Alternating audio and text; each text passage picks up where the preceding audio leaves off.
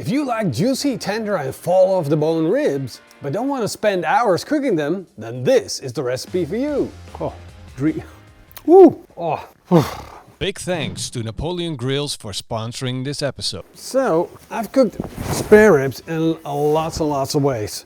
Actually, these are not spare ribs, these are baby back ribs. But what I'm trying to say is that I smoked my spare ribs naked. That means we put some seasoning on and then put them on the grill and do nothing else. I used the 3-2-1 method and I threw away the 3-2-1 method and made it even better. If there are 100 ways to cook ribs, then I probably have most of them. This one is absolutely positively the fastest way to cook your ribs. Oh, and it's a good way, by the way, too. It's not you cook them real fast and it's crap. It's really good. And to show you how good it actually is, I ordered some baby back ribs. Baby back ribs sit just under the loin of the pork. However, if your butcher cuts them right, you're gonna get this pack of meat on top of the ribs that is just too good. These baby back ribs can't be beat. Now the first thing that you want to do is take off the membrane, which is really easy to do. If you use a dinner knife, just wiggle it underneath, lift it up in the middle, put your finger under, and then tear it off. By the way, the regular spare ribs don't really work for this recipe because they're just too big. Of course, all ribs need seasoning, so we're gonna put some seasoning on. Now this is the Pitmaster pork seasoning. It's super tasty and it's fine-tuned to perfection to make delicious pork ribs with. So why bother looking any further than it? Of course, we also have the recipe for it on our website if you want to. You can just go check that out and make this at home. Let's see that we covered it properly. There we go. That is looking good. Next rack. Now with this recipe, we're not going for the ultimate looks on the ribs, so we're just looking for flavor. As I already told you, this is the easiest ribs recipe you're going to find. So I don't want you to be disappointed about not putting in the hard work. And that's why I even got a bag of onions. I'm gonna put a little layer of the onions, about 3 fingers thick, at the bottom of this pan. And then in goes some butter and a beer. Now you can use any beer that you like. This is just one that I have. If you want to replace a beer with something, just take a light chicken broth. And with all this prepared, I just need to do one more thing. And this is optional. You can buy this in the store. You don't have to make it yourself. I'm not trying to take away the easy part here. You just need a jar, some ketchup in, like that. Then add the same amount of maple syrup. Try and use the good stuff. It matters.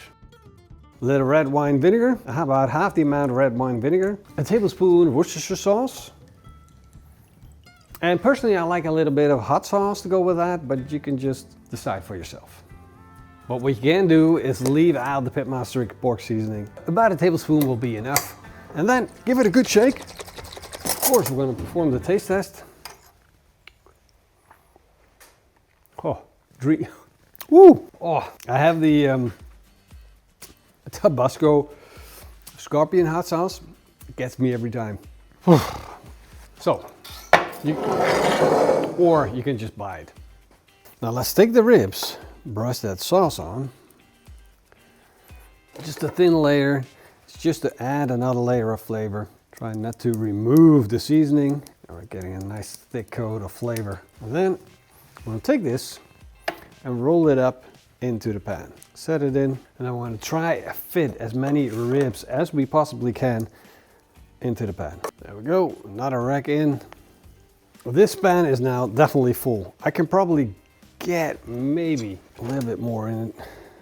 Let's give it a try. Let's go for it. Let's see how much we can fit in one pan. We have now 3 in.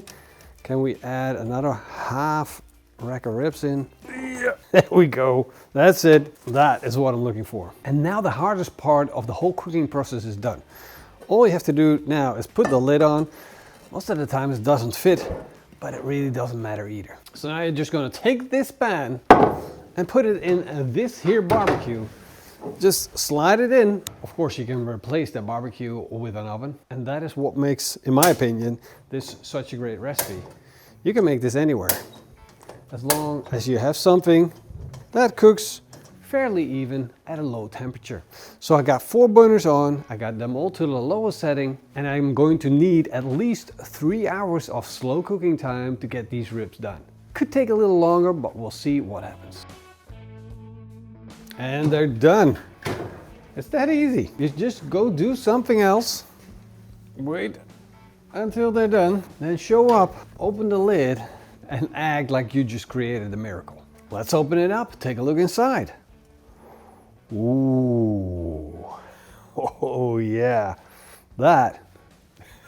If you could just smell this, wow. That smells like barbecue, without the smoke of course, but still, you got amazing results. And besides measuring the temperature, you can also, of course, just probe it and feel if it's tender or not. And basically with this type of food, you want to be able to, you want to be able to do this. There we go. Clean off the bone. Now that is what I'm looking for with my ribs.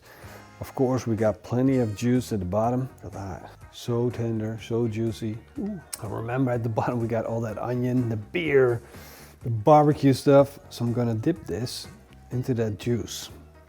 Like that. Come on guys, that's magic. Wow. That is so good. This has the real love for ribs. Hope you guys liked the video.